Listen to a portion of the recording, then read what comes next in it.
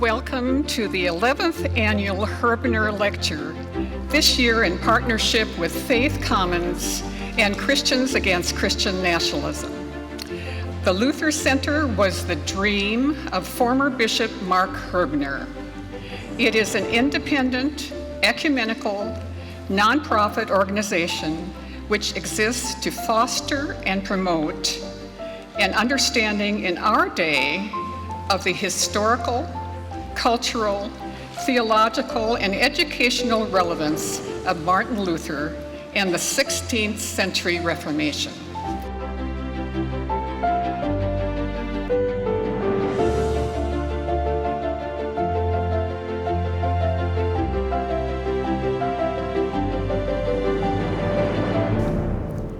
The Reverend Pamela Cooper-White, PhD, LCPC, is the Christiane Brooks Johnson Professor Emerita of Psychology and Religion and Dean Emerita at Union Theological Seminary, New York.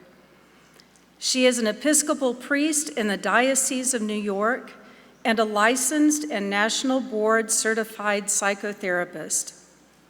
An award-winning author, she has published over 100 articles and book chapters and 10 books, including The Cry of Tamar, Violence Against Women and the Church's Response, Old and Dirty Gods, Religion, Anti-Semitism, and the Origins of Psychoanalysis, and The Psychology of Christian Nationalism, Why People Are Drawn In and How to Talk Across the Divide, which won the Indies Independent Publishers Gold Award for Political and Social Sciences. She holds 2 PhDs from Harvard University in Historical Musicology and from the Chicago Institute for Clinical Social Work in Psychoanalytic Psychotherapy and Research, and was the 2013-2014 Fulbright Freud Scholar in Vienna, Austria. She is a member of the American Psychoanalytic Association, honorary member of the National Psychological Association for Psychoanalysis, past president and founding board member of the International Association for Spiritual Care in Bern, Switzerland, and serves on the boards of the Freud Foundation US, the Journal of Pastor Theology, and the Psychology, Culture, and Religion Steering Committee / American Academy of Religion. She is a frequent speaker both in the US and internationally, and tonight she can add Herbener Lecture speaker to her long list of accomplishments. Dr. Cooper-White, we are very happy that you are here with us tonight.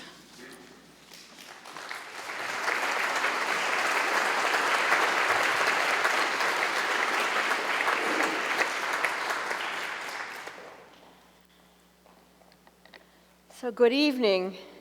It's heartening to see so many people come out for this topic, and I look forward to having a robust discussion with you as we move into the Q&A session. Oh, this has wheels. How about that? Do not lean on the podium. So without further ado, let's begin. On January 6th, 2021, as we know all too well by now, a violent mob attacked the U.S. Capitol in a shocking effort to stop the certification of the election of Joe Biden as the next president of the United States. Deep in the midst of the mob was a loose-knit band of religiously motivated individuals who subscribed to the movement called Christian Nationalism.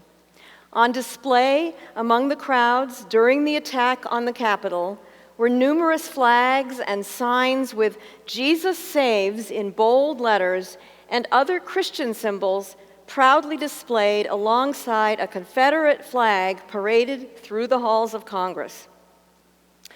A photo that went viral showed a group of men before a, 8 or 9 foot high cross that they had lugged there, one with his forehead pressed against it in apparent fervent prayer. One group among the mob called themselves a Jericho March, Christians blowing shofars. I'll let that just sit with you for a moment. Praying to bring down the walls of government. And one of them, you'll notice there, is painted with the colors of the American flag to make things even more a little blasphemous.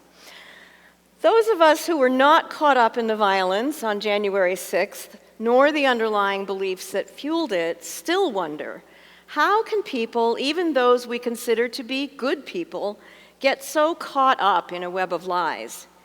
How can Christians who believe in Jesus' Abba God of love, mercy, justice, and truth participate in such a movement fueled by white supremacy, masculinism, and even far-fetched conspiracy theories, while ignoring or even condoning its inherent propensity to violence? How can people become convinced of such false, even delusional beliefs? How might it be possible to talk with people who have gone down the rabbit hole of brainwashing and irrational groupthink? Can dialogue help to draw them back out? And if so, how? Is it ever possible to talk sense into someone who has come to believe dangerous untruths that, if not addressed, can harm us all? When, how, and in what context might dialogue be fruitful? And when does it simply raise the other person's carefully guarded defenses and reinforce polarization? Former President Trump and his close imitators' appeal goes far beyond certain conservative policies against abortion, immigration, welfare, gender justice, and racial equity. Trump tapped into a deep and broad reservoir of resentment and paranoia that has been accumulating for decades. A large pool of Christians who feel they are being persecuted and called by God to rise up and defend themselves against their enemies. And not only must they regain equal footing with others in society, many believe, but they must dominate and be in control. And all this in the name of Jesus. A common belief among supporters of Christian nationalism is that there has been a woeful decline of America's standing in the world because of the nation's growing degeneracy, and with it, the concomitant belief in an urgent call to restore the nation to its original goodness and a mandate to lead the world in godliness. The United States was founded, according to this group, entirely by evangelical Christians. I love that line gets a laugh. There are people who take this very, very seriously. All you need to do is look at Thomas Jefferson, right? And you know that they weren't all evangelical Christians. And they believed that these founders had God's special mandate to become a new Jerusalem in which white male Christians will rule over a nation whose laws are perfectly aligned with biblical mandates.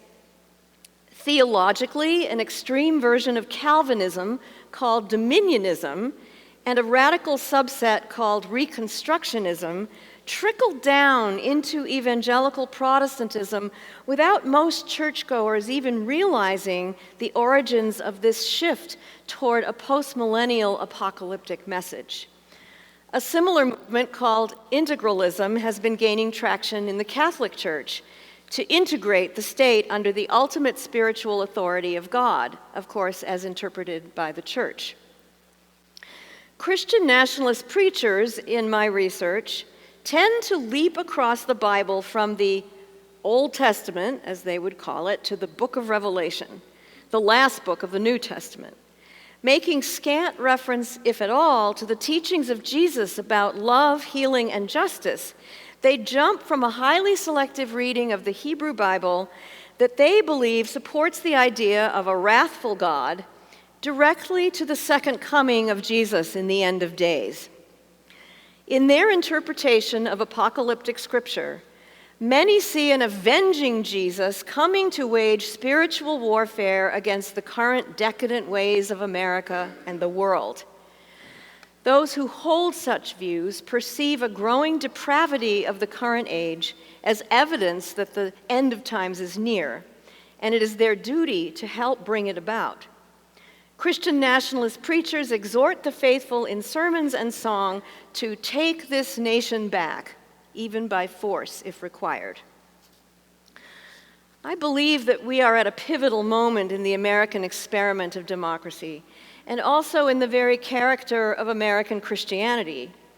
The term Christian nationalism really means white nationalism. The main tenets of Christian nationalism are that God established the United States as a Christian nation and therefore should essentially be a theonomy shaped by ultra-conservative Christian values and a theocracy characterized by the headship of men over their households and mostly white male leadership in the public sphere. Christian nationalism, therefore, stands in opposition to the separation of church and state, rather advocating for the display of Christian symbols in public spaces and explicitly Christian prayer in schools and civic gatherings. Now, I want to make a really important distinction here, that many black church Protestants also align Christian values with politics, but to gospel-grounded social and political action for change, whereas white Christian nationalist agenda is almost entirely opposed to what we would consider to be social justice and stands opposed to virtually everything taught in Christianity or Judaism about justice and compassion. Christian nationalist adherents oppose religious pluralism and oppose just immigration policies to keep out Muslims, migrants who are, as Trump just infamously said, poisoning the blood of our country, and communist vermin. Trump said just this past week, frankly echoing the dehumanizing nationalist blood and soil and fascist anti-Semitic tropes. They oppose abortion without exception, even in cases of rape or incest. They oppose expanding the rights of women, LGBTQ persons, with a recent rise in attacks against trans persons. And in a long chain of history, beginning with the utterly denied genocidal founding of this nation, they oppose civil rights legislation and embrace laws that perpetuate structural and institutional racism. And you can see this erupting over and over in efforts to suppress voter rights. Both anti-Semitic and anti-Muslim attacks have been on the rise ever since Trump's first presidential campaign, while extremists chant the Nazi slogan, "Jews will not replace us." Some dominionists also believe that eco-justice and addressing climate change is moot because the apocalypse is coming and this earth is going to be destroyed anyway. Let me be clear then.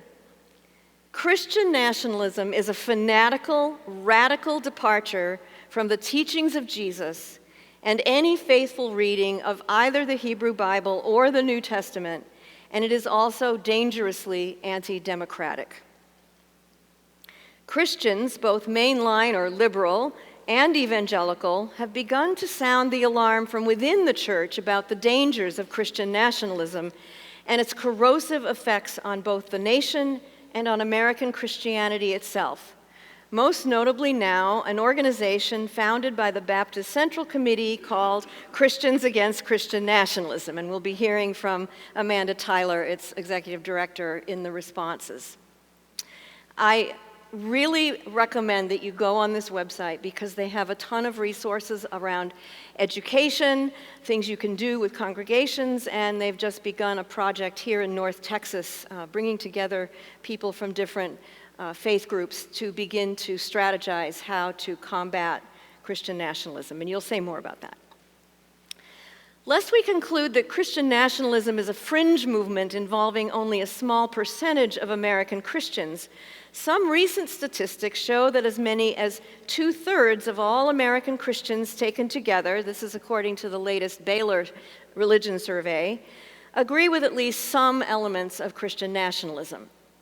The most recent set of survey questions posed by the Public Religion Research Institute, PRRI, and the Brookings Institute indicated that close to 1/3 of Americans, which is a smaller but still non-trivial percent, are either adherents, that's the red slice there, who agree wholly with Christian nationalism, and that's 10%, or sympathizers who are in sympathy, 19%. And then there's this green Another 39% of skeptics who do not entirely reject Christian nationalism, but are perhaps more persuadable to reject it.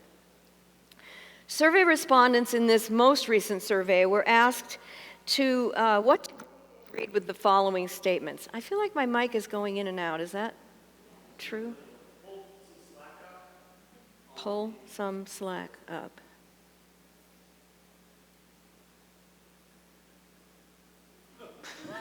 Okay. The reason I think these statistics are probably a little more accurate is because the questions that they asked for agreement were a little more tailored, a little more focused than the very similar set of questions that the Baylor survey used. So these are the questions now. The U.S. government should declare America a Christian nation. So respondents are asked to agree to varying degrees. U.S. laws should be based on Christian values, as defined by whom, right? If the U.S. moves away from our Christian foundations, we will not have a country anymore. Being Christian is an important part of being truly American. God has called Christians to exercise dominion over all areas of American society. A separate 2023 study found that Christian nationalism incorporates a seven-mountain mandate popularized by Campus Crusade and Youth with a Mission, which claims that Christians should have dominion over home, religion, schools, business, media, entertainment, and government. Did they leave anything out? 85% of Christian nationalist adherents agree that discrimination against white Americans has become as big a problem as discrimination against black Americans and other minorities. 81% of adherents agreed with a statement that immigrants are invading our country and replacing our cultural and ethnic background. And in another recent study, 60% of adherents and 37% of sympathizers agree with the statement that non-Christians create immoral policies. I found that one to be particularly shocking. Christian nationalist adherents are concentrated primarily in the South and in rural areas, with pockets in the West and in the upper Midwest, where sympathizers also tend to live, in rural areas and also in towns.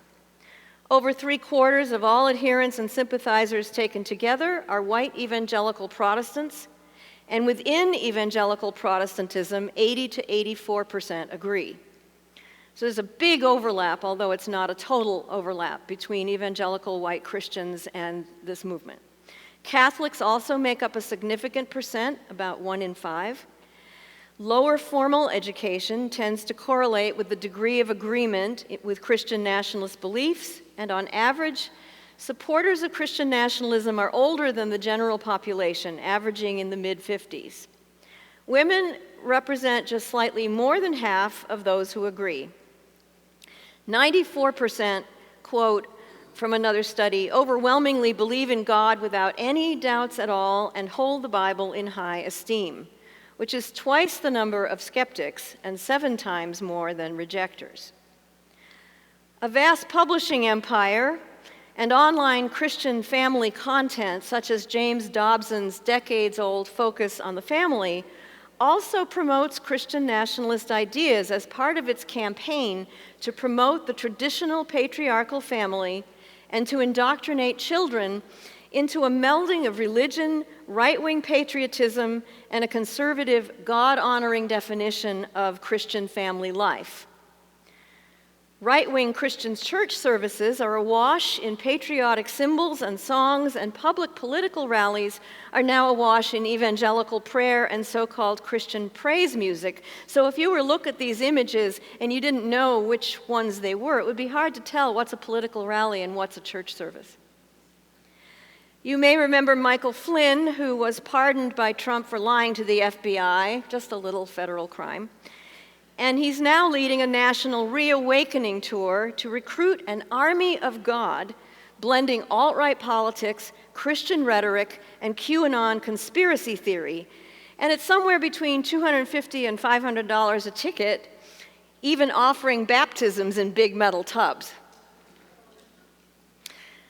This movement did not just arrive on the scene around the time of Trump's first presidential campaign. Yeah, I hear the The current wave goes back at least as far as the Reagan era in the 1980s and such figures as Pat Robertson. It was part of a general white conservative backlash to the civil rights movement that began in the 1960s, and a continuation of the white supremacy, Christian nationalism, and a nostalgia for the lost cause of the Confederacy that all converged in Jim Crow and the KKK decades before.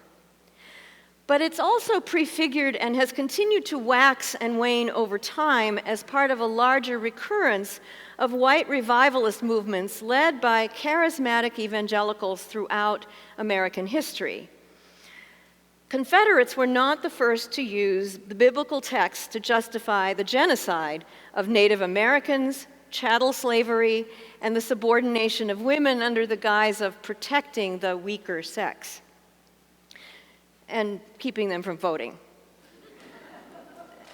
Christian nationalism in the form of dominionism, further, has not been confined to religious settings, but leaders of the movement have long been planning how to implement this seven-mountain mandate, and historians such as Robert Jones have documented many covert coalitions with other right-wing political operatives over many decades. A scholar of Reconstructionism, Julie Ingersoll, has stated, "The niceties of democracy fall by the wayside when you are on God's side fighting Satan." And this movement is strategic and in it for the long haul. Christian-identified law schools' curricula are explicitly designed to send out an ever-increasing cadre of graduates to strengthen the influence of conservative Christian beliefs on the practices of law, the judiciary, and government.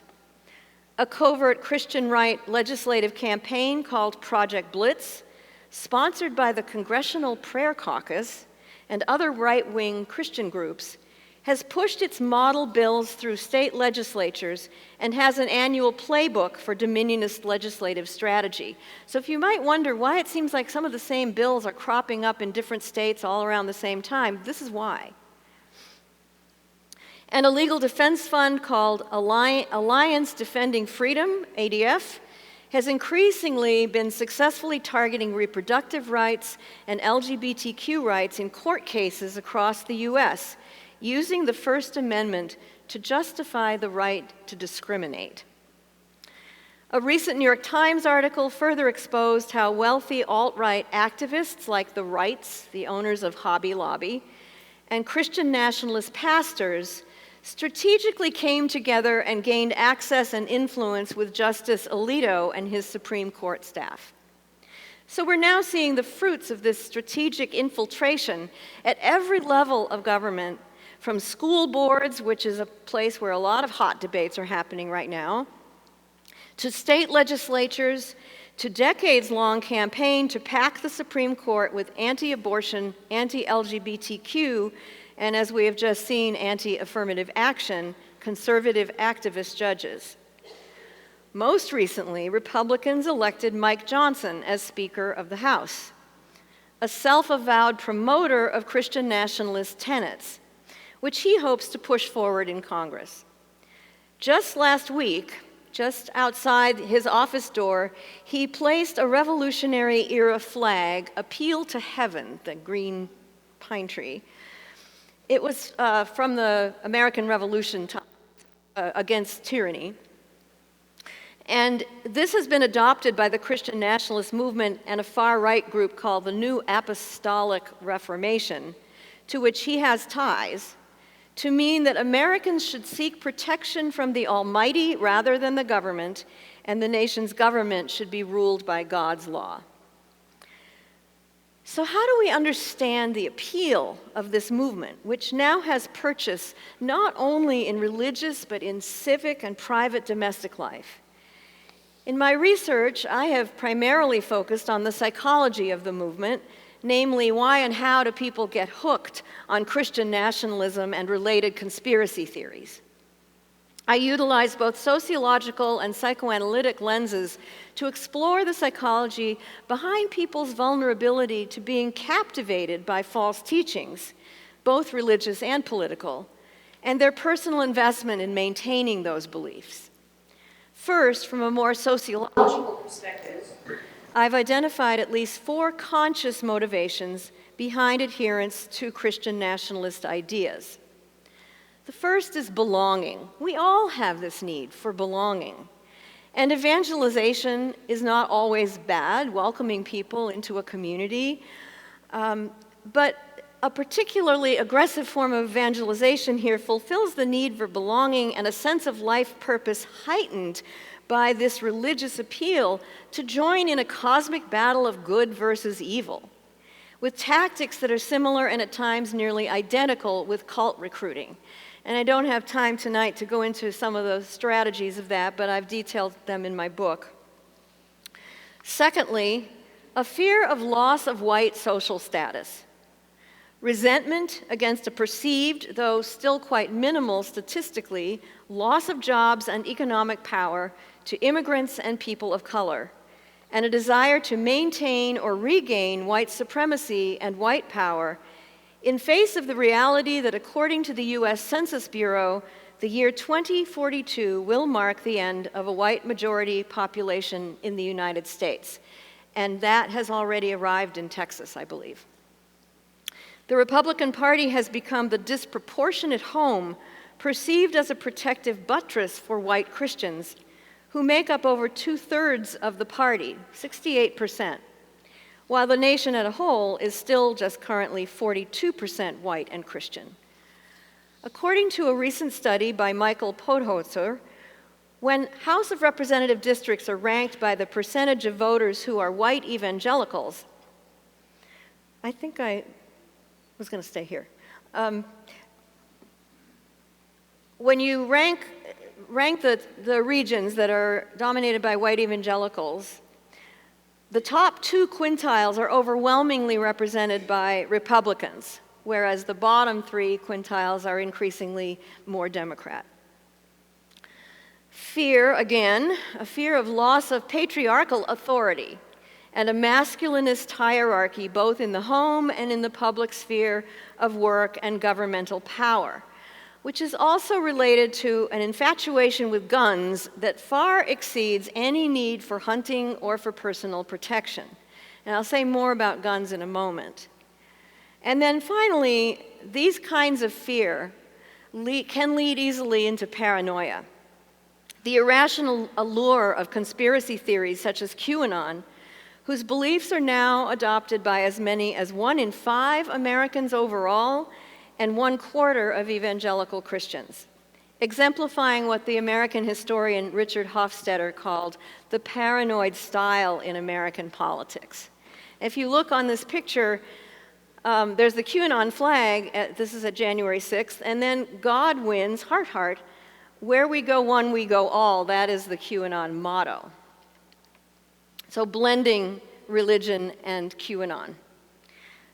Now, the 4 motivations, belonging, fear of loss of white social status, fear of loss of patriarchal authority, and the irrational allure of conspiracy theories, are made explicit by individuals to varying degrees, but they are conscious to the degree that supporters of Christian nationalism would agree to them even if using different language to describe them.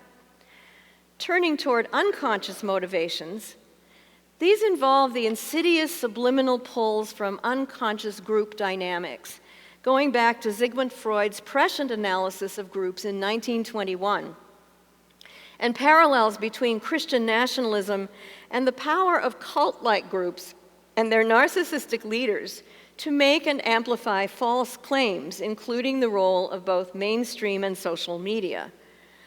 Now, the power of group persuasion was long known by psychologists throughout history, and it's not unique to right-wing conservatives. Anyone, even with the highest personal ideals, can get swept up in a movement that becomes extremist, on the left as well as the right, and within many different religious groups that may splinter off to become cults. I believe Freud's group psychology is as relevant a description today as it was in his own time, regarding the psychologically symbiotic bond between followers and their idealized leaders. Freud's breakthrough in 1921 on the heels of World War I was to recognize the power of a narcissistic leader and the ways in which followers unconsciously is important, hand over their individual consciences, ego ideal or superego, to use the technical language, to a demagogue who, with simplistic moral directives and all good versus evil political rhetoric, promises to restore whatever they perceive is lacking in their lives. And you may remember Trump not so long ago saying, "I am your redeemer and your retribution." Such leaders exude a fusion of power and erotic potency that men can merge with at an unconscious psychic level, and women can desire and even emulate themselves. How relevant is this to the rise of right-wing strongman leaders like Trump and the bloody dictators across the globe that he still emulates and praises?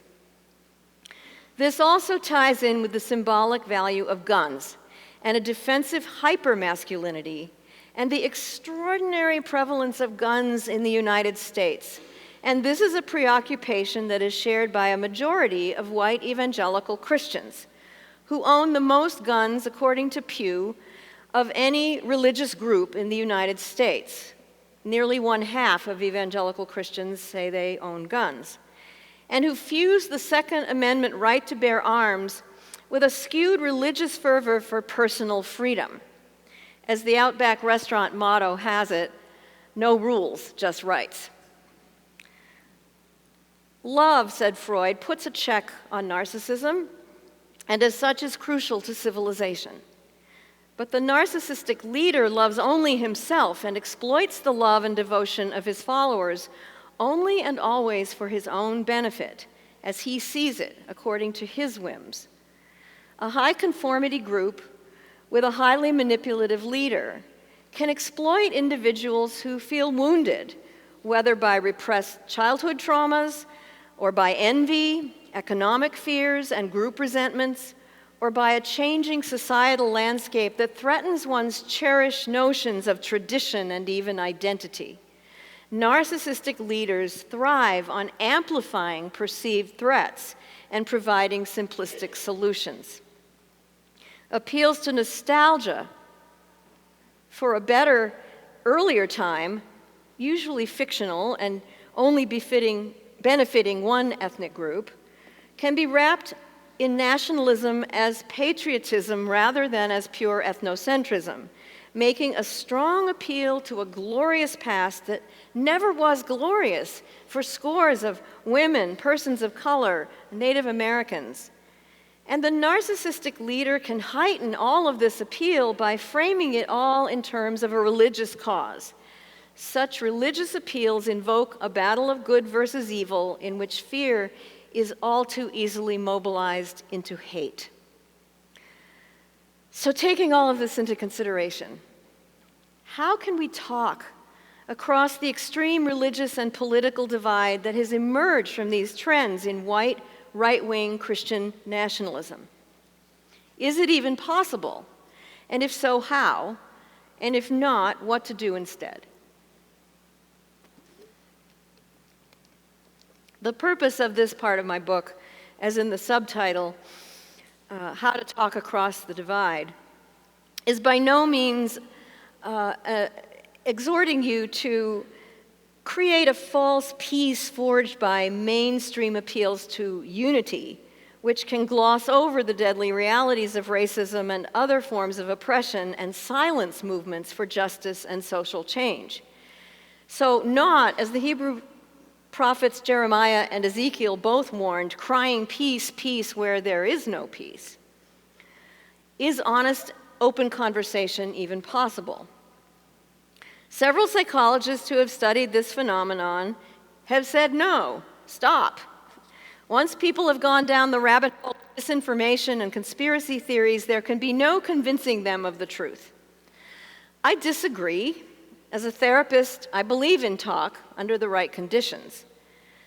Rather than throwing in the towel, I recommend a triage approach to discern if and when fruitful conversation might be possible and when it should not be attempted.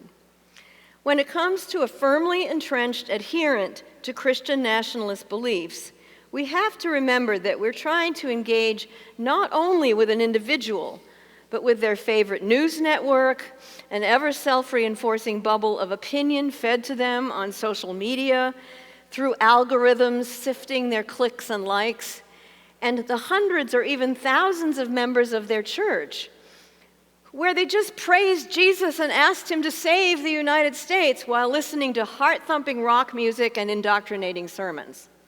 We're trying to talk with QAnon. So, if you take one thing away from tonight, argumentation will not work, period. We do need to walk away whenever we perceive that to continue in a one-sided dialogue will either violate our own sense of personal integrity, continuing to engage with outright hate speech, or stepping away if we are being subjected to verbal violence, threats, or worse. And when dialogue is not possible, engagement in public education and political advocacy for justice are the best way to channel our own frustration and outrage, and to publicly witness, as liberal and progressive Christians, to show that not all Christians endorse a Christian nationalist agenda, which tends to be the more visible in the culture. Write op-eds, especially in local newspapers that everyone reads. Run for office, or get behind somebody who is. Advocate for legislative change. Hold prayer vigils and other public expressions of religious resistance to authoritarianism and injustice. And when fruitful conversation with an individual may be possible, how do we put a toe in the water? First, we have to ask ourselves 3 important questions. Am I the right person to be having this conversation? Is this the right time? And is this the right place? The Thanksgiving table is not any one of these. And alcohol will only make it worse. But if the answer to these questions is maybe yes, then there may be a yellow light. Proceed with caution. When we sense some openness, as in the case of a soft Christian nationalist who's not wholly convinced by right-wing rhetoric, and where mutual liking and trust are perhaps already established. For example, with a coworker, a neighbor, a skeptical family member, or a friendly acquaintance. And the only way into such a conversation is to show respect and to listen, not to pounce on an error in their thinking or immediately try to enlighten or heal them. I mean, who would like that? It's so condescending. To understand with as much empathy as we can muster what it must be like to be this person, and to inhabit their life with its various challenges and stresses. Empathy is not the same thing as sympathy. It is being able to step into the other person's shoes, at least to some meaningful degree, and to understand where they're coming from, but by no means does it have to mean agreement. A green light is always still tentative. When it appears that there is some real openness to re-examine convictions, but remember that it can always turn yellow or even red at a moment's notice. Now, I've outlined in the 3rd chapter of my book a lot of detailed recommendations on how to engage in such conversation that come out of my experience of training as a psychotherapist and teaching pastoral care, and there's a lot of skills that you can learn to do good listening. Active listening. But first and foremost is that building and maintaining relationship always has to come first by finding common ground, including shared values. Psychologist Jonathan Haidt wrote a book about the differences between Republicans and Democrats on the basis of values, and he said all of us on a spectrum share about 7 core values, but that Republicans and Democrats lean differently into different values. So Republicans lean into responsibility and authority, and Democrats lean into care and equality, and there are others in the middle. So to think none of us disparage the whole range of values, but we may, in fact, emphasize some more in what we think is ethically important. So to find those places where we do intersect is an important place of common ground. And practicing respect and kindness. Much of what I advocate is being non-directive, making I statements rather than universal truth claims. So, well, I've come to believe that this, as opposed to this is what's right and you're wrong.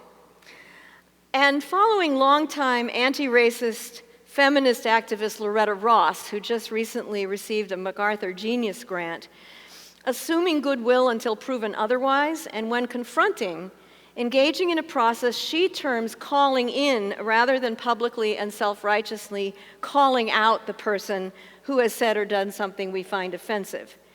She reserves calling out for addressing larger systems, and she calls that also calling up, addressing the abuses of institutions and structures of power.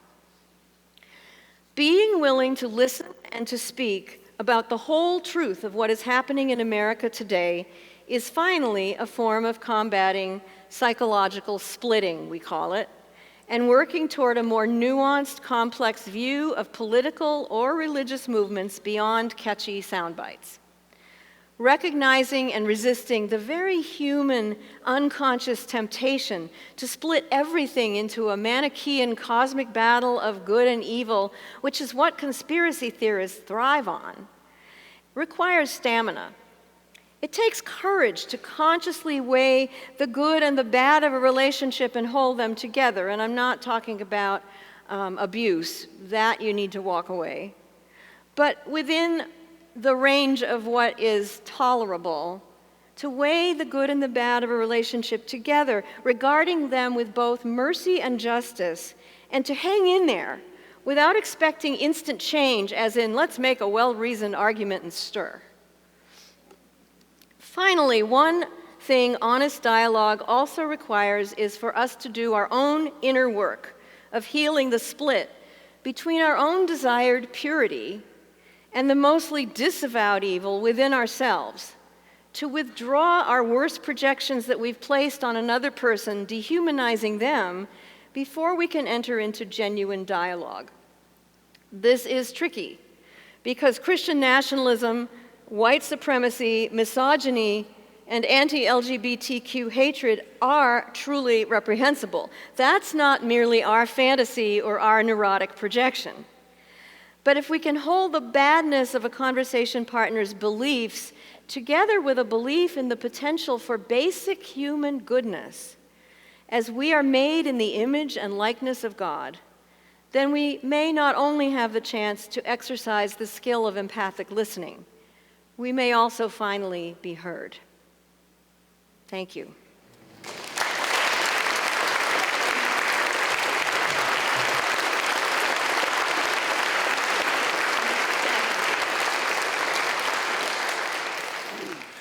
Well, my goodness, thank you so much, Dr. Cooper-White, for the book and for this lecture that helped us to understand your research and where we might go together with this. I want to thank the Luther Center on behalf of Christians Against Christian Nationalism and Faith Commons for the invitation for us to participate with you in this time.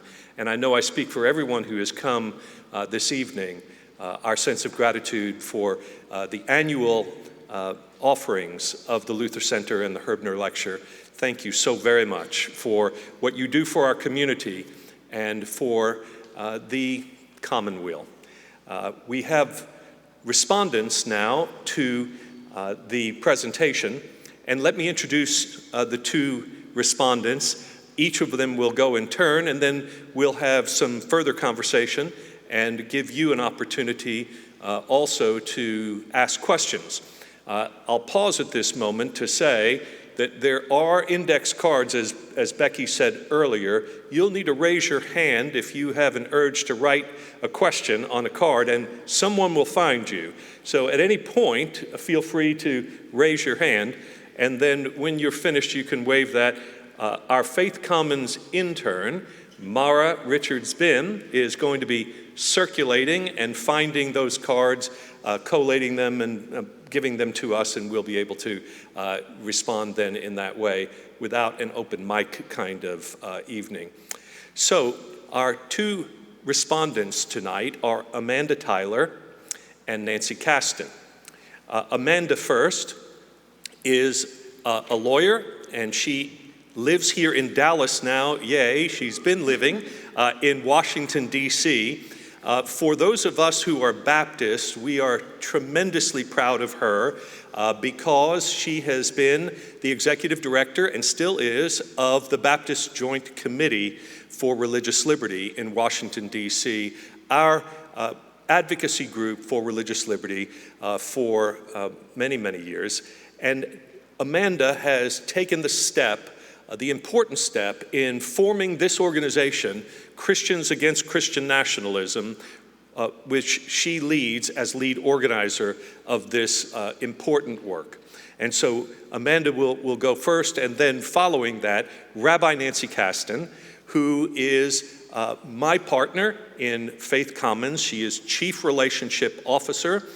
She is a leader in social justice activity in the area of Dallas, in Texas, throughout the country, and everywhere there is a need for someone to promote what is just and right, it seems, you will find a trusted partner in Nancy Kasten, and we are honored always to be partners with you, Nancy, and we look forward to hearing from you, from your perspective about this. Amanda first, and then Nancy. Well, thank you so much, George, and thank you, Nancy. Thank you, Pam, for that fantastic lecture.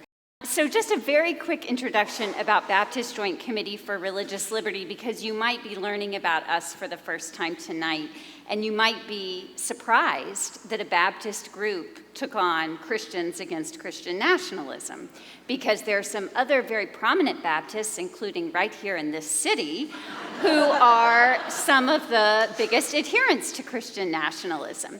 So BJC is an 87-year-old advocacy and education organization headquartered on Capitol Hill in Washington, D.C., and our mission is faith, freedom for all. We believe that the best way to protect everyone's religious freedom is by defending the institutional separation of church and state.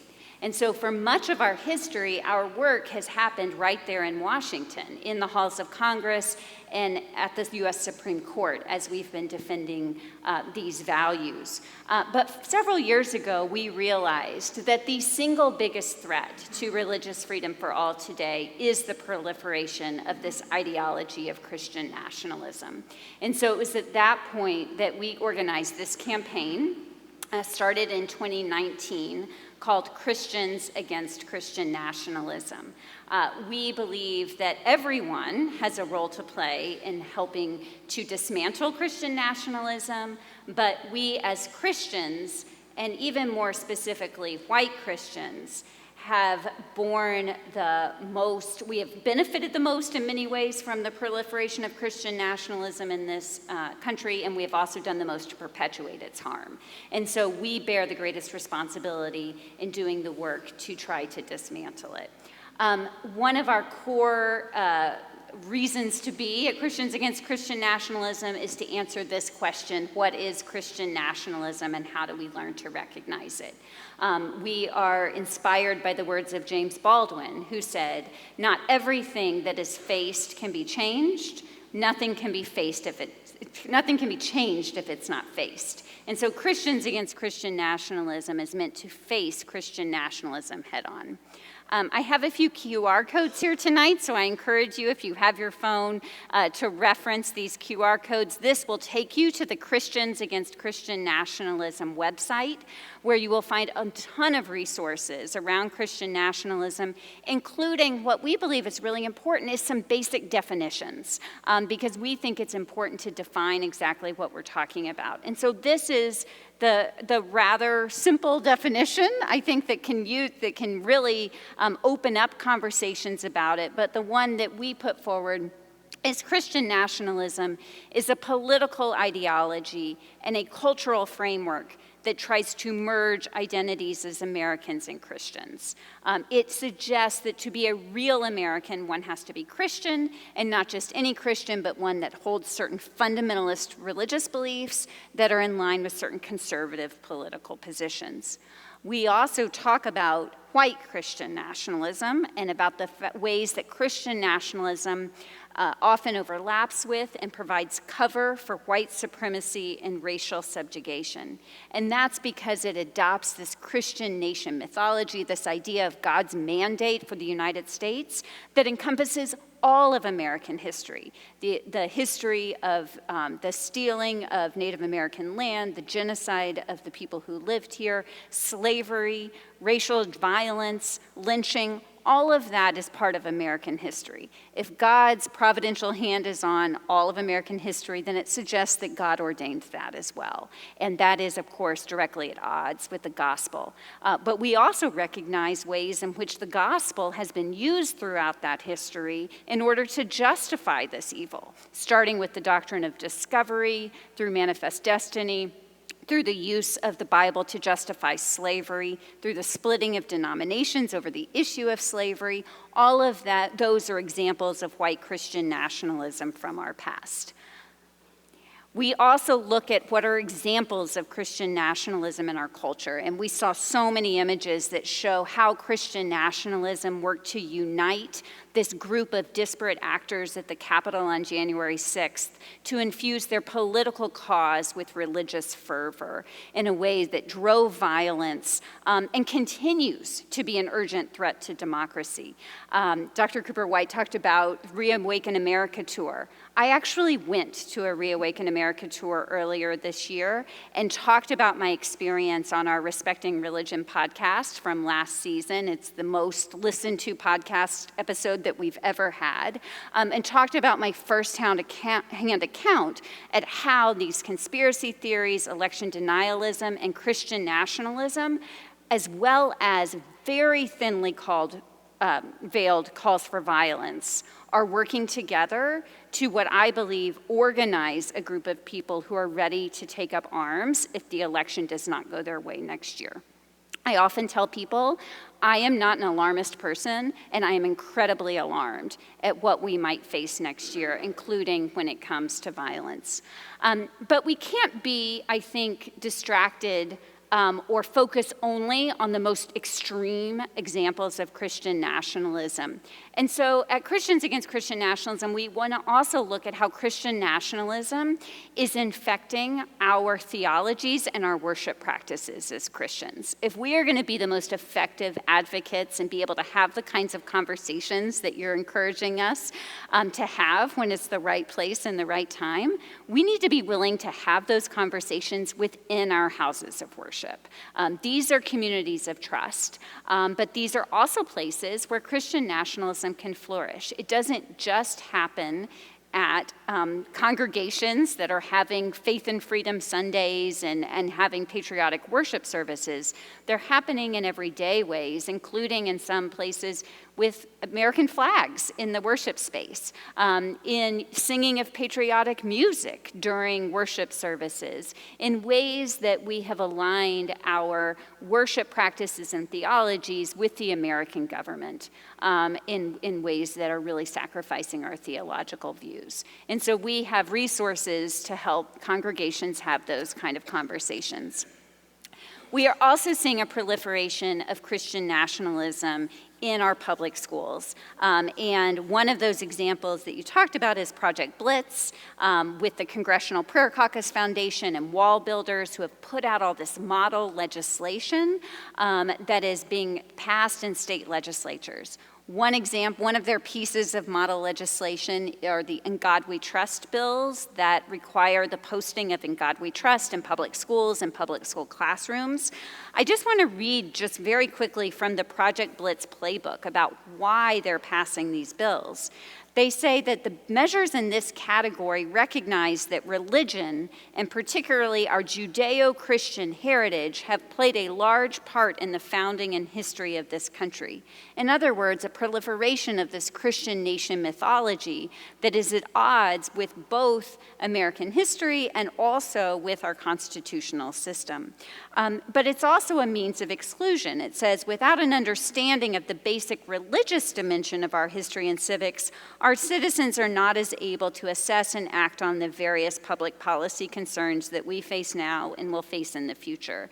And I was struck by your statistic about that, how Christian nationalist adherents and sympathizers believe that people who aren't Christian pass immoral laws, right? This alignment with some kind of religious belief with the ability to be a citizen of the United States. That is textbook Christian nationalism and is being furthered by bills like these that might look innocuous on their face. 17 states have passed these laws in the last few years, often with bipartisan majorities in state legislatures. So these are ideas of more everyday, mundane Christian nationalism that keeps the ideology flourishing.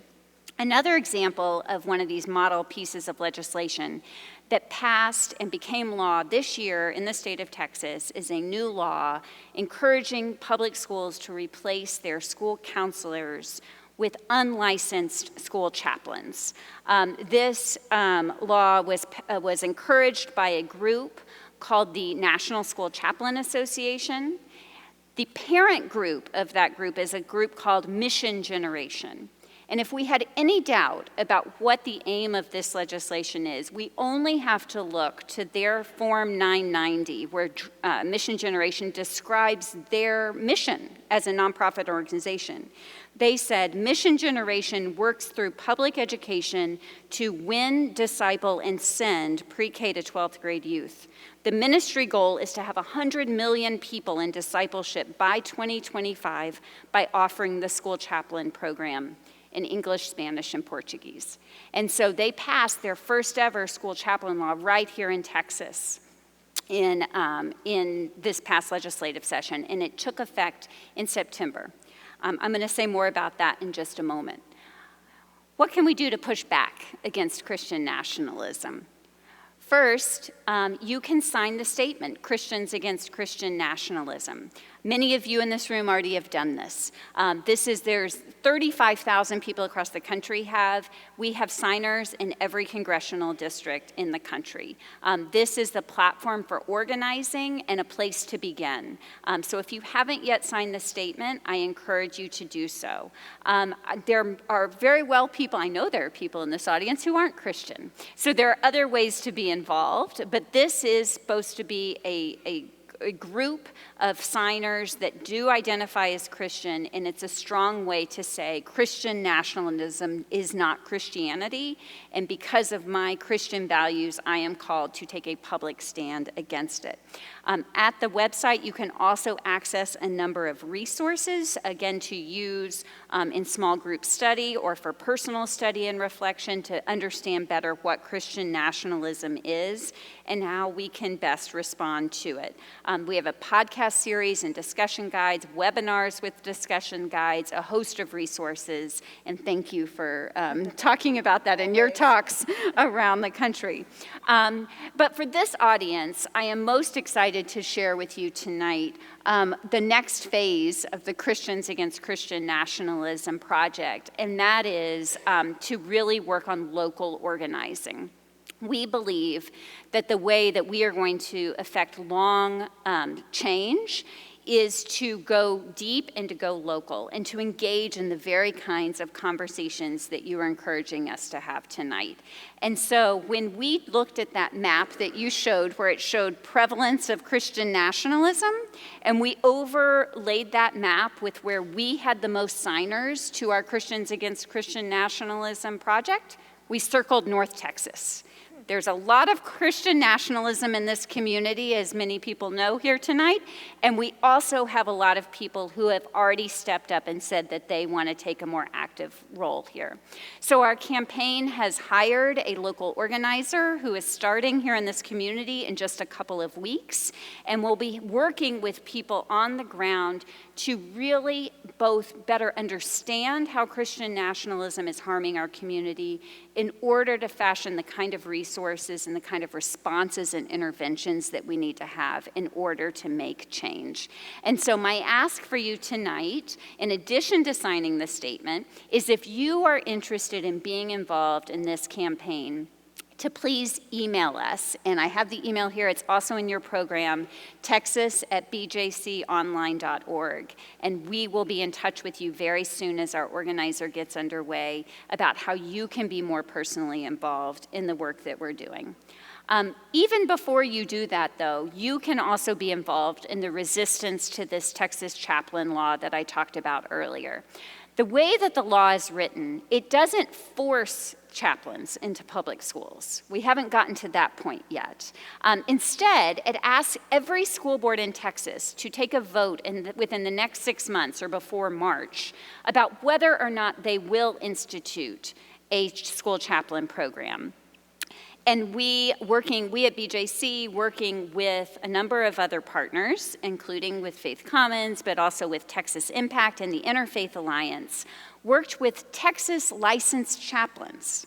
They put out a statement saying how the school chaplain program was not a good use of chaplaincy. And we now have nearly 200 Texas chaplains who have signed on opposing the chaplain law.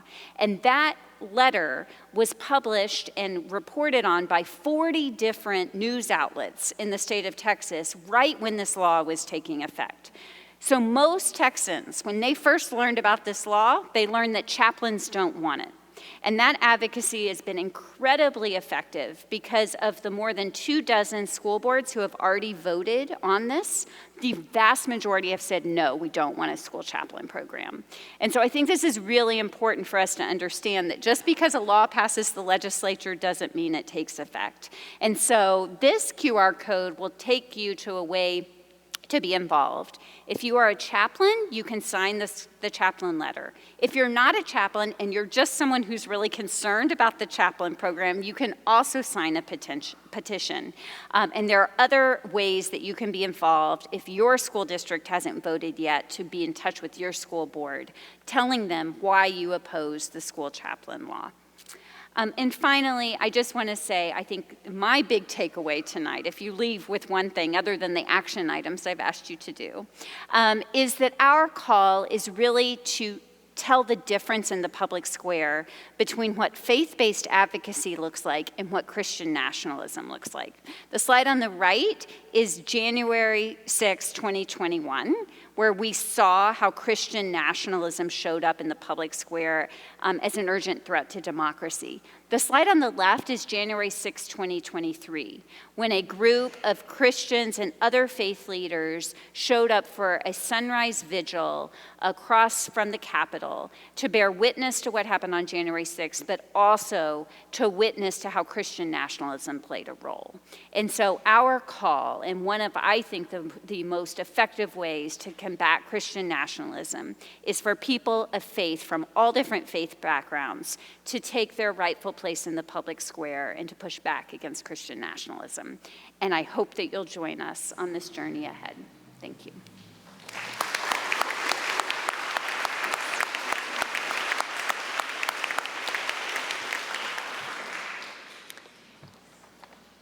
So I get to talk about why non-Christians need to be much more aware of and afraid of Christian nationalism, and give us some idea of why we need to be involved in combating Christian nationalism. I'm going to just back up and give you a little personal history to start with. I'm a second-generation American. My grandparents immigrated to these shores to escape pogroms in the Pale of Settlement, areas which are now part of Ukraine and Russia, in the early 20th century. My father's father worked as a furrier and his mother sold lingerie at Macy's in New York. My father, who died 3 months ago at the age of 95, attended Stuyvesant High School in Manhattan and matriculated to Michigan State University when he was 16 years old. He served in the Korean War, earned his master's degree in public health from the University of Michigan and his JD from Boston College Law School, and enjoyed a long and illustrious career as a healthcare administrator and consultant. My mother's parents opened a small grocery store in the late 1930s in Newport, Rhode Island, and that's where my mother and her older sister grew up. Mom earned her bachelor's and nursing degrees at Simmons College in Boston, where she met my father. She worked as a nurse at the Beth Israel Hospital, where I was born, and later as a researcher in a variety of healthcare settings. I grew up in a suburb of Boston, in Newton, Massachusetts, and went to public schools there. I grew up in a culturally Jewish, but not religious home. My first job out of college was in the family business, public health administration. When I changed course and decided to go to rabbinical school, my mother asked, "What kind of job is that for a nice Jewish girl?"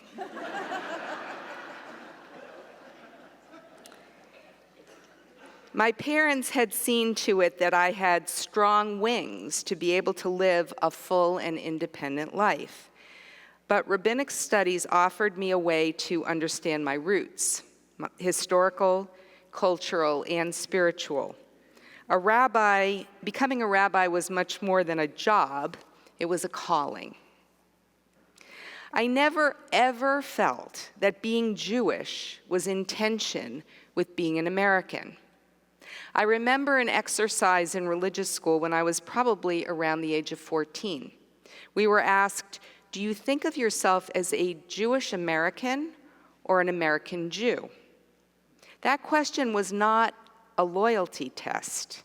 It was predicated on the assumption that a Jewish American could answer that question either way and still be an American, equal to any other American of any other religion.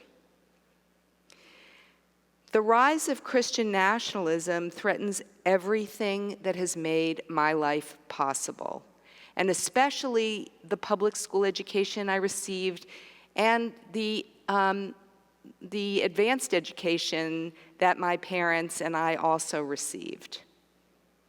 The influence of Christian nationalism is able to undermine, degrade, and destroy American homes, schools, business, media, entertainment, and government. Our country is being weakened from the inside out, making us vulnerable to attacks by bad actors, many of whom have actually been elected or appointed to public office in our country.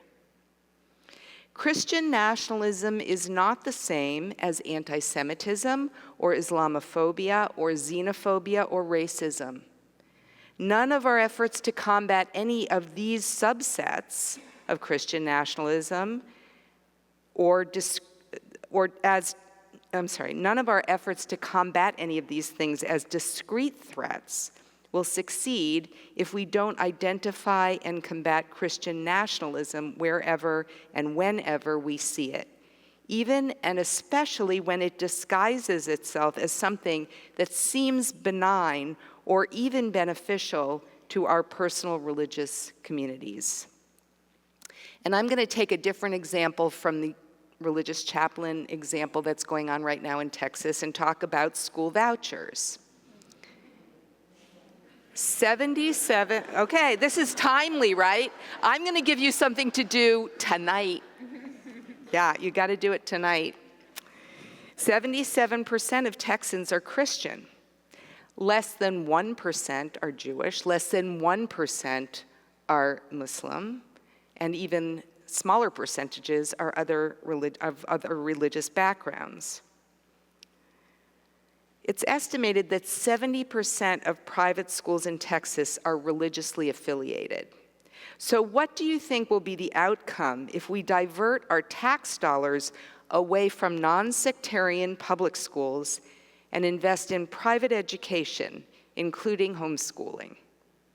If you're worried that school vouchers could aid and abet a Christian nationalist agenda, then pick up your phone tonight and call your state representative and the governor's office and tell them to vote against vouchers.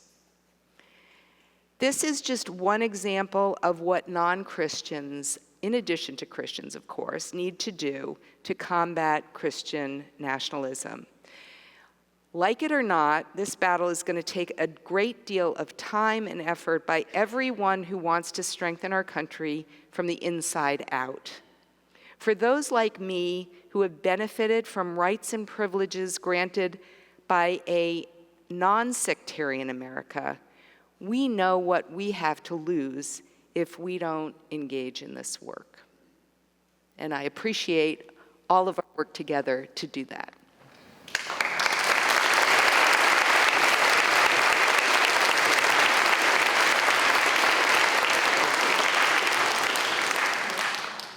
Thank you so much.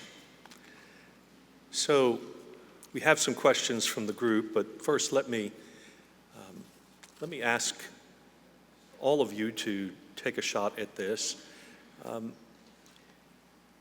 I think we know better what Christian nationalism is tonight because we've come. And for those of us who've read the book, certainly, or already engaged in this work with Christians Against Christian Nationalism, there is a sense in which I think we all have a feeling about what we're against here. But I wonder if we could talk about what we're for. So part of what happens with Christian nationalists, I think, is that there is a kind of worldview that says, if you don't join us, what you are left with is a godless country, is a secular place with no morals and no place for godly people.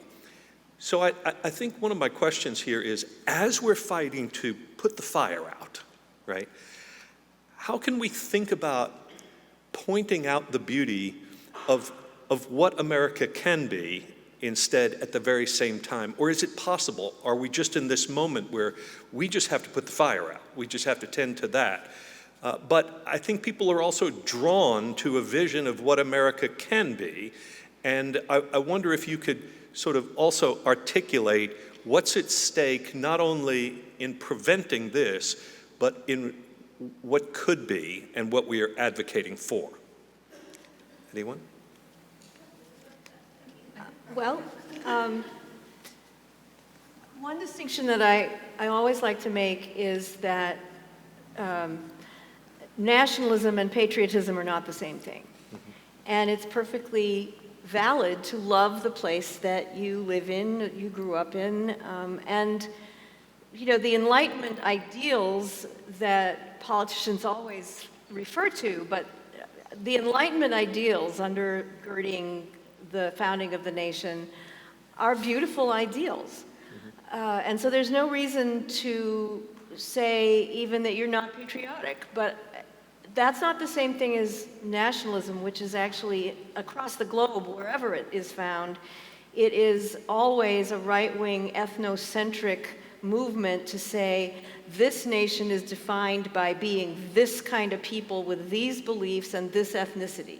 And so I think as those of us who are progressive Christians and liberal Christians, we need to get out in the public a lot more because we're often painted by the same brush. Oh, you're a Christian, you must be one of those. We need to say that's not what the gospel is about. The gospel is about justice. The gospel is about love and about healing. And that is very much aligned with the values of the founding of this nation. It is not about excluding people. And Jesus did not, I'm off mic, I don't know why. Jesus did not promote hate. And so we have, I think, a responsibility as progressive Christians to be visible in the society and say, this is what Christianity is about. We're not trying to convert you. We're simply trying to say, that's not it. This is what it is. And this is a part of what we believe is in line with the goals of this nation and its founding. And the other thing I would simply say is, even though it's counterintuitive maybe, I really believe we need what is being fought against in school boards around critical race theory. I believe we need to say the word genocide. We need to say the whole truth about the founding of this nation and the terrible things that a traumatized group of people coming from Europe re-traumatized another group of people who were here and then kidnapped a bunch of other people and traumatized them into slavery. And so until we deal with that founding original trauma, we can't live into the ideals because we're constantly reenacting the violence of the original trauma. And that's coming from my psychoanalytic perspective, but I think anywhere you look in the world where there are highly traumatized people, you're going to see repercussions, reenactments of that trauma on other people. And we need to understand our history in whole in order to live into our ideals. And I have grappled with this question a lot because we get the well-meaning criticism, and I take it that way of, well, why are you just against Christian nationalism? Can't you be for something? And I say, well, go to the website, because when you read the statement of principles, they're all four statements. And we believe that the antidote to the poison of Christian nationalism is a commitment to religious freedom for all. Now, I'm going to say, I understand that the language of religious freedom has been co-opted by those who most ardently embrace Christian nationalism. But guess what? That's because it's really a great value that everyone wants to be associated with. And so I think we have to embrace that freedom and also point out how Christian nationalism is authoritarian, how it combats all of these, and this is where you can tap into patriotism as well, how it counteracts freedom, counteracts patriotism, how it is indeed, and I use this term lightly, I mean not lightly, but un-American, because it is at odds with what I think, if we're going to talk about American exceptionalism, I think we should talk about the American experiment of having a secular government, because that is what our imperfect framers of the Constitution said about doing, having a government that would remain neutral when it comes to religion. And so I think living into that ideal of religious freedom that is put forth in the First Amendment of the Constitution, and to this truth that one's belonging in American society should never depend on what we believe, how we practice, or how we identify religiously, or even if we're religious or not. And I wholeheartedly agree with you about teaching of American history, and I think we need to learn to see teaching of an honest account of our history as an act of patriotism, as a way that we love our country and not an insult to it. I think I agree with everything you both said, and I also think that ultimately people want to feel safe, and we're reaching the limits of the ways people can feel safe from the outside in. And I think it's becoming more and more clear that we're going to have to teach people and help people feel safe from the inside out. And the way you do that is by distinguishing between mortal threats and discomfort. And I think that, learning about other histories, learning about other narratives that may challenge our previous assumptions or our own narratives is not comfortable, but it's not life-threatening. And we really just need to help people understand that if they ever want to feel safe, we just keep retracting into smaller and smaller spaces, and if we ever want to be able to feel free and secure and seen, we're going to have to open ourselves up to seeing others as well. So I want to focus on the family for a moment, if I could use that phrase.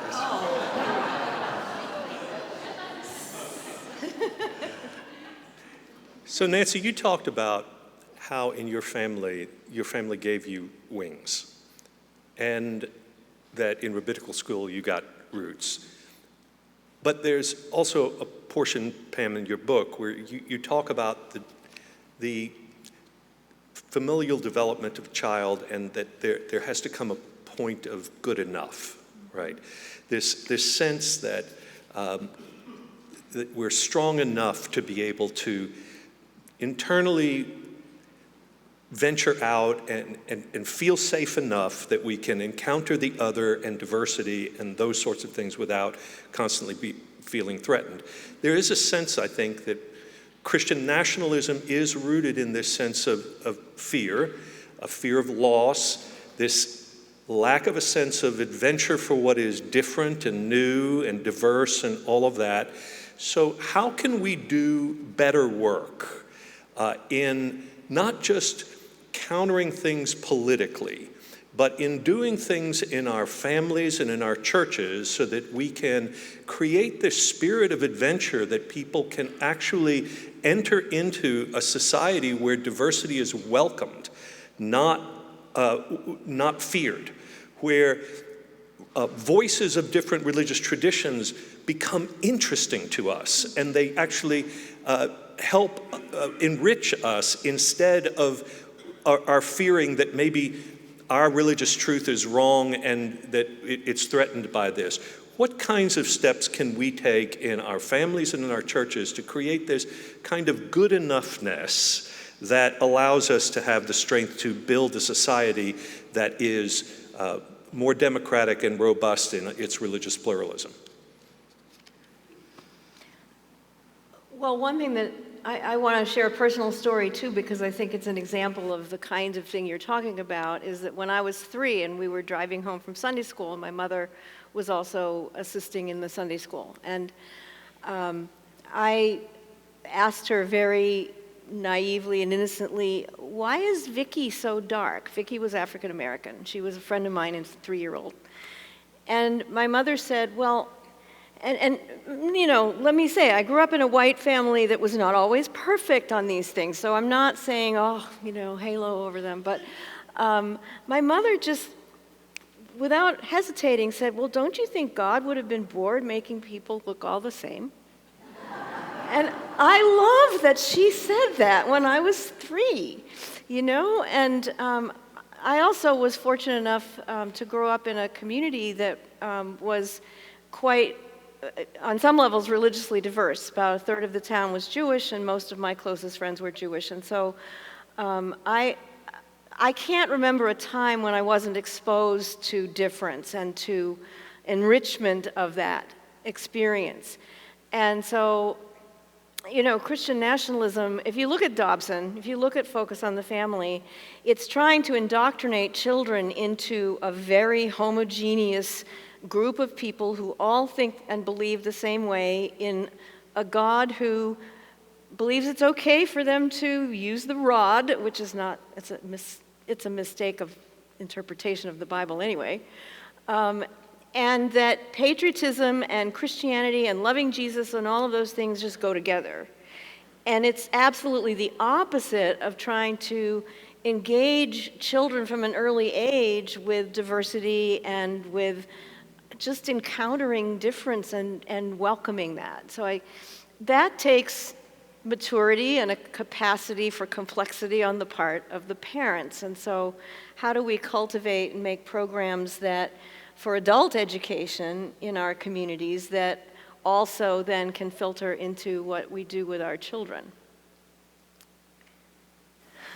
I mean, I think we have some scriptures that can help us in places that shows the diversity and the love of diversity. You know, I just, off the top of my head, I think about Pentecost.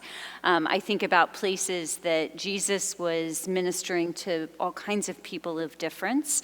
And I, you know, I also am struck by one of my friends that I've met along the way on this journey, Jamar Tisby, who wrote the book, The Color of Compromise, and he often says, you know, to those who have experienced privilege, equality feels like oppression. And that speaks to your fear comment.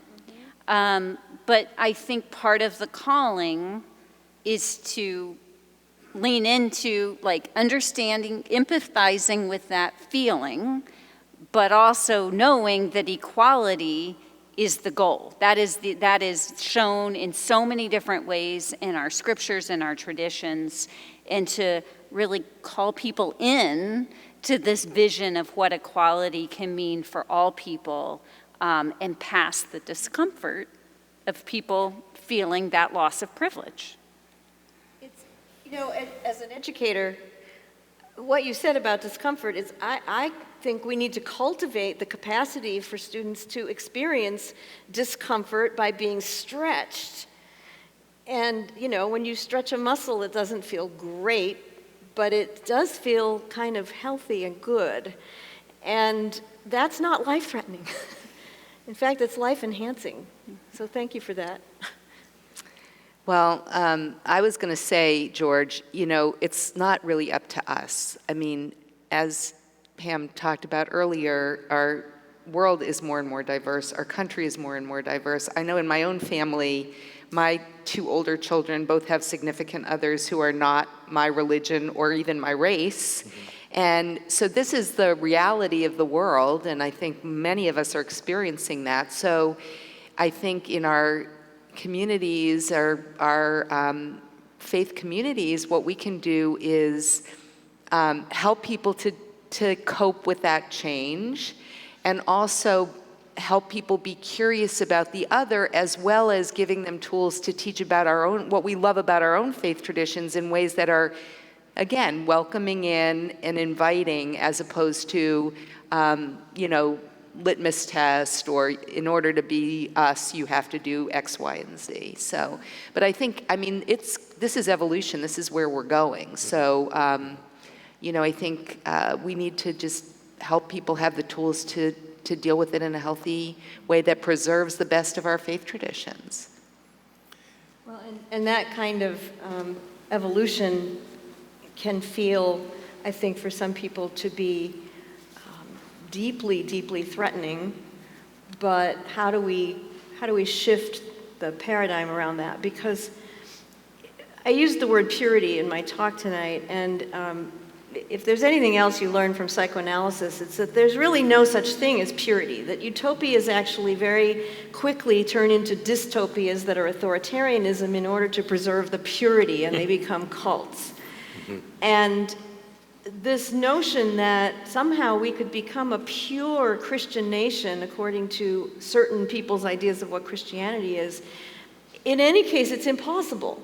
Because there is no such thing as purity, but there's the desire for purity can actually turn into cruelty by becoming exclusive of those that are considered impure. And Jesus was actually trying very hard. This is Marcus Borg, but Jesus was trying very hard to move people off of a purity paradigm and onto a paradigm of new life and humanity and compassion. And purity is not compassionate. So the good enough that pertains to the parent who's reliable but not perfect is also true, I think, for all of our institutions and for our life together as a community, that we aren't looking for purity. We're looking for reliability and good enough care for one another. So I think a lot of people think of Christian nationalism when we think about what happened on January 6th as an angry mob.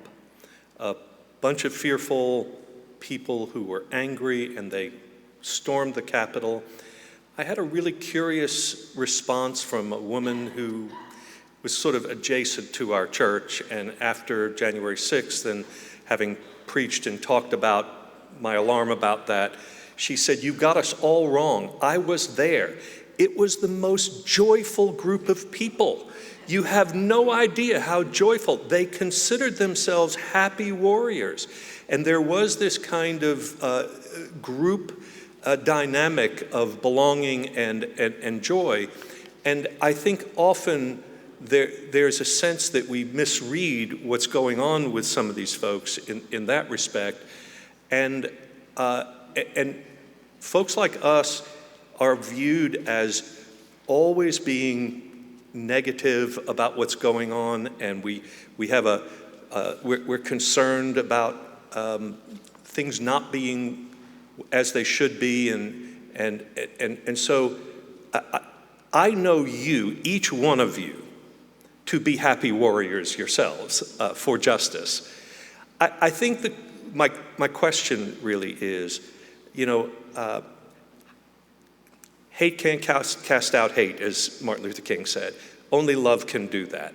And how would you say, would you call us? Where does the sense of joy in engagement and in advocacy come from that you would urge for us as a spirit to counter this movement with something greater?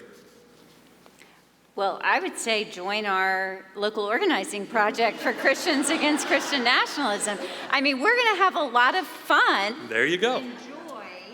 And joy in forming a community. I mean, that's really what we're doing, is we are trying to build a multiracial, multi-religious, multi-ethnic community of people who are committed to the ideals of freedom and belonging for everyone. And that means dismantling Christian nationalism. And so I do think there is enormous space for that kind of generative feeling around what we are doing. And I don't doubt that experience because, for instance, at Reawaken America Tour, people there were having a wonderful time in that space. They were finding an immense amount of belonging and friendships, and that is a different kind of, it is a similar type of organizing for a very different cause. And so I would just call us into the kind of community organizing, but one that's eventually for the kind of community and world that we want to live in. Oh, go ahead.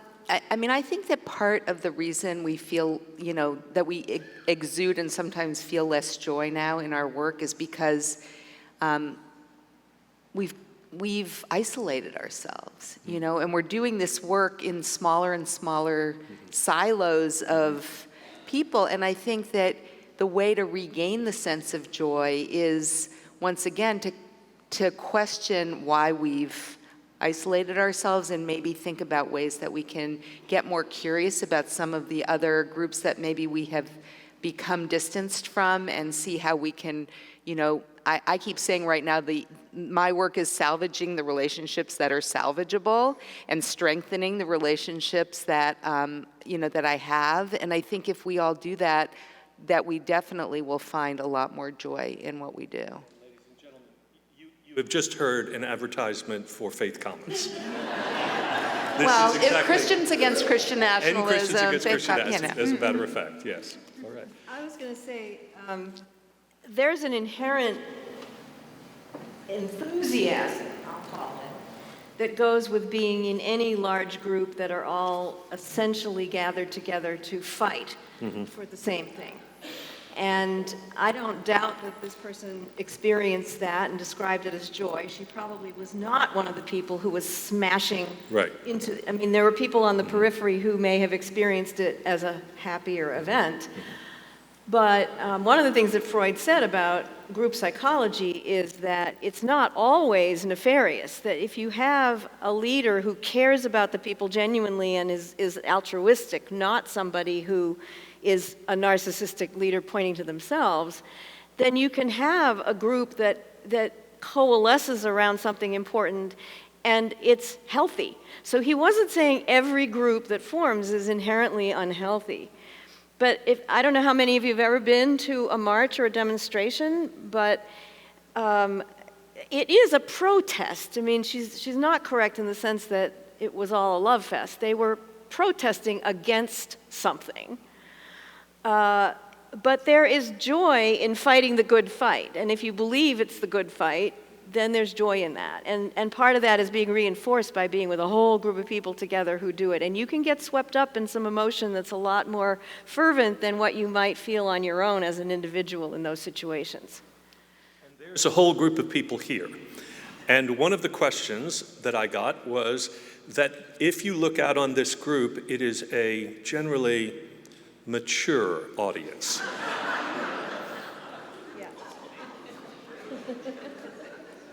So perhaps we could say that you have lived long enough to be sufficiently aware of conditions. However, how are we going to enlist the next generation? Well, I will tell you that Christians Against Christian Nationalism has a TikTok channel. It's called @EndChristianNationalism. That's also our handle on Instagram, in case our audience is on Instagram but not TikTok, as I am. But we have a digital native, Generation Z person who runs our TikTok channel. And it launched, actually, that picture I put up earlier on January 6, 2023, that was our launch. And it's several times this year we have gone viral. So I do think that there is a community of people who organizes in places other than a sanctuary lecture series that is galvanized around this topic, and I hope that's an encouragement to people here. And part of our call with our local organizing project is how do we take some of those people who have connected with us online and bring them offline into the communities that we're organizing in person. I think one of the challenges also is to just get younger people engaged politically in the political system, because the Christian nationalist movement, by and large, does work through existing political systems. Mm-hmm. And a lot of young people are disaffected from anything to do with that. And so they are extremely upset about climate change. Mm-hmm. They're extremely concerned about racism and Black Lives Matter. And they don't necessarily see Christian nationalism as something that they need to be as concerned about as those things. And so how do we make the connections? Because Christian nationalism absolutely is concerned even with the climate change issue, because there's climate change denial is a part and parcel of a lot of the Christian nationalists' thinking too. How do we make the connections so they see that, oh, you know, this really endangers the things that we are really caring about?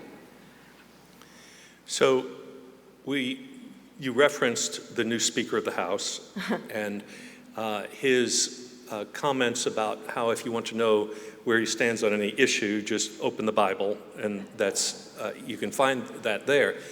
I think most of us here recognize that you can find pretty much anything you go looking for in the Bible to justify your position on just about any subject.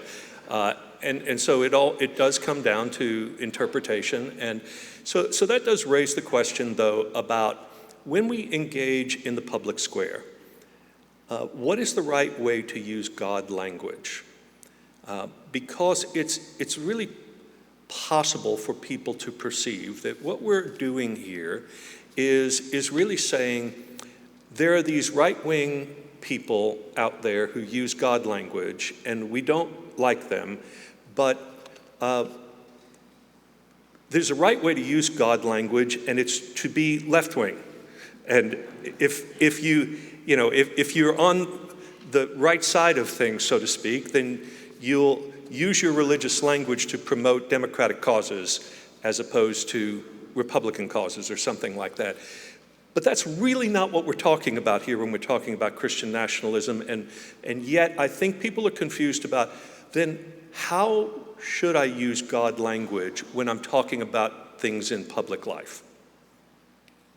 So I'll take that first. I'd love to. So I happened, by pure coincidence, to be testifying on Capitol Hill the very day that the new speaker was sworn into office.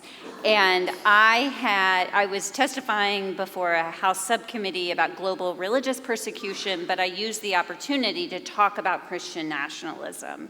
And I was this kind of relates to the prior question, I got into a colloquy with Representative Maxwell Frost, who is the youngest member of Congress. He's 26 years old, and he is absolutely incredible. And he gave kind of a personal testimony about how he, as a Baptist, as a person of faith, was so offended by Christian nationalism. And Our exchange is on all the social media channels, but I think it is such a great example of how he talked about his faith identity, because I think that's one of the false claims of people like Speaker Johnson. Oh, you just want us to hide our faith away and never talk about our faith. Not at all. We can talk about our faith. We can talk about how our faith inspires our public action without insisting that our theological views be reflected in law and policy. That's theocracy. That's Christian nationalism. And that's what I do believe that the Speaker of the House was trying to say with some of his views and his policies and what he said in the days since he was elected.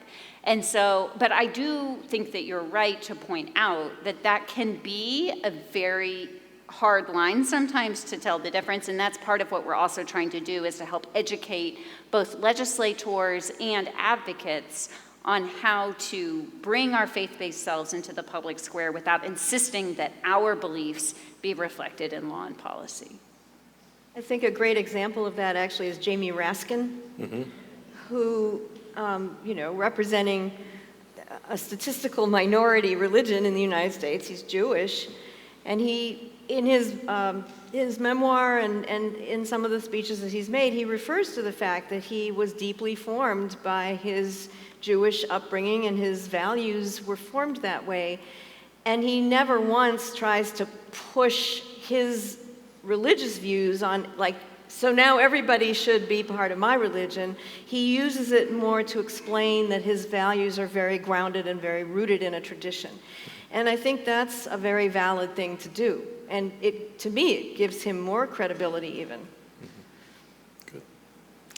I mean, I'll just say, and I think this is one of the ways that Judaism is adapting yet again to, the world. But I think that we, certainly in my understanding growing up and even now, is that, your religion is personal. And you shouldn't have to give a religious reason for your values in the public square. I don't think we should have to, but I understand that now that has become an important way to offer a different point of view. I just think that involves, especially for Jews, and I think probably other religious minorities, and of course, Jews have the advantage because, we have the Judeo-Christian, imprimatur. Muslims have, it doesn't help them to speak in Allah's name. In fact, it does them a disservice. So I wish that wasn't the case in our country right now. I don't think that's what democracy in America is about. Well, and I think a lot of non-believers, period, atheists and agnostics would agree that, they would like to be full citizens as well and not have to justify their public positions by a religious test, which Article 6 of the Constitution right at the beginning says they shouldn't have to. So there you are. All right, so another question from the audience is about whether Christian nationalism is really just a unique thing in the history of the world that we see popping up not only here, but also in places like Hungary and in Russia right now and all of that. But there seems to be other versions of religious nationalism in the world that we could learn from. Hindu nationalism is rampant right now in India, and there's the question of Jewish nationalism in Israel as well. Obviously, many Muslim countries have strong Islamic nationalism with their countries. So what is there to be learned in this effort for us by studying and paying attention to what's going on with other religious nationalist movements? I mean, I would, this is, when I do my kind of public speaking, I always start with the religious nationalism as a frame and talk about how this merger of national and religious identities is a recurrent problem throughout history and around the world today. And to try to ground our conversation around American Christian nationalism within that frame. But I do think that the common denominator of the certainly modern, but I would also argue historic examples is this bent toward authoritarianism and oppression and often violence against those who aren't in the majority group. So there's nothing exceptional about American Christian nationalism that, if left unchecked, won't continue to veer into that direction. And to see that as a cautionary tale, to not think that what's happening in these other places won't happen here. And I think, given our very recent history, seeing what happened on January 6th, seeing continuing threats to American democracy, the American experiment is just that, and it's up to every one of us to continue to try to uphold those values, those patriotic values of what it means to live in a free society and to help our society live into the diverse free society that honestly we've never fully been, right? And to know that can be our vision for the future, is to actually achieve what the dream of the framers was. In my study of history, actually a lot of religious nationalism is really ethnic and cultural nationalism cloaked in what is considered to be the majority traditional religion. So I don't think religion is usually the spearhead of nationalist movements. It's more that it's used to fuse, there is a cultural and ethnic identity, and that's who we are. And Hungarians are a good example of that, and the Reformed Church in Hungary is like this with the far-right party at this point. There's a kind of a mutual, cynical synergy, I think, at times between religious institutions and leaders and right-wing political leaders.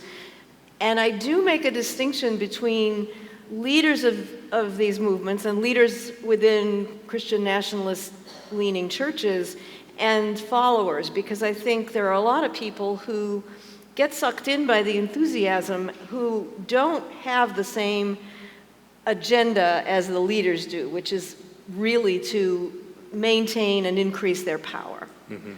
So I would say nationalism is almost always an ethnic and cultural dominance movement first, and uses religion as one aspect of that.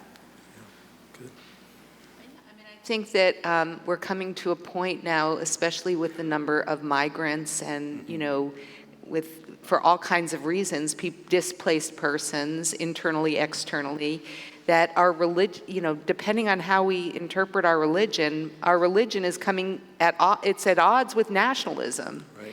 And so we're being called upon as people of faith to be hospitable. Right. And it'll be our challenge to be able to do that wherever we are. Nancy and I were both reading some of an Israeli writer this week, Amos Oz, how do you say his name? Oz, yeah. Who made the pithy statement, patriotism is the love of country, nationalism is the hatred of others, the other, of the other. And I think this notion of we have to welcome those who are other to us is an important distinction between patriotism and nationalism. But that also leads to this question, and it's about language. You said earlier, we need to go ahead and teach people and use the language of genocide and what happened with Native American people in our country's history and with slavery and the like. Someone asked this question, why not use Dorothy Salay's term Christofascism at this point?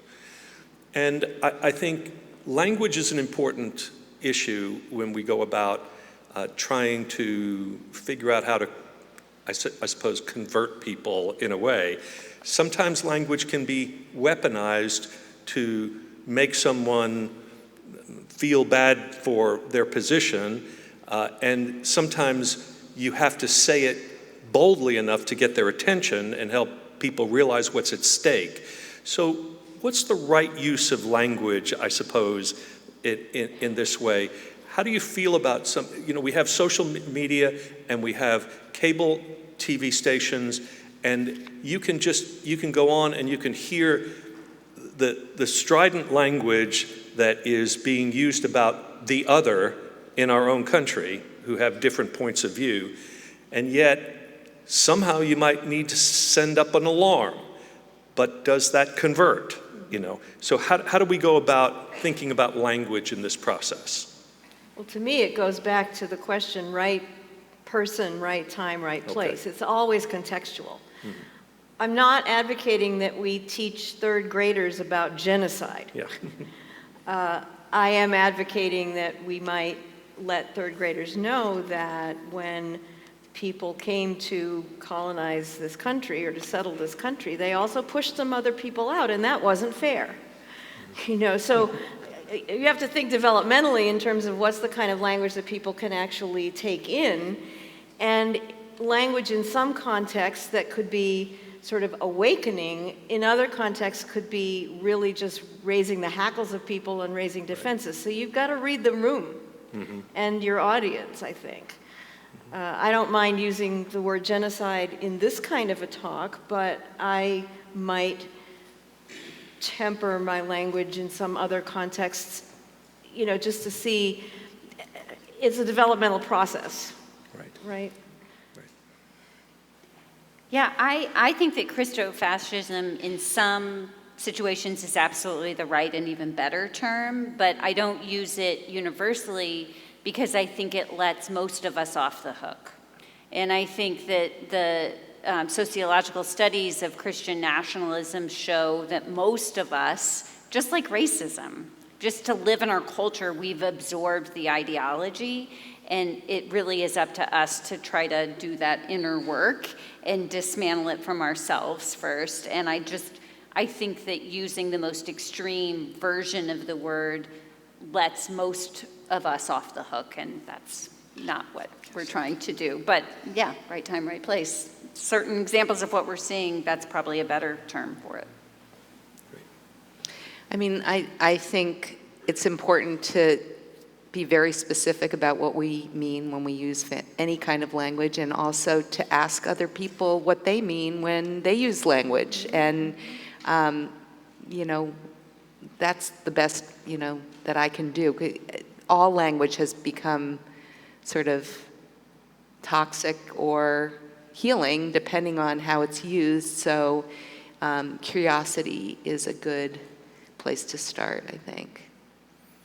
Well, I think we've come to the end of our time together, and I think what you've heard tonight is from people who have spent their lives paying attention to what really matters through scholarship and writing and speaking and advocacy work, through community organizing, through prayer and worship and building relationships.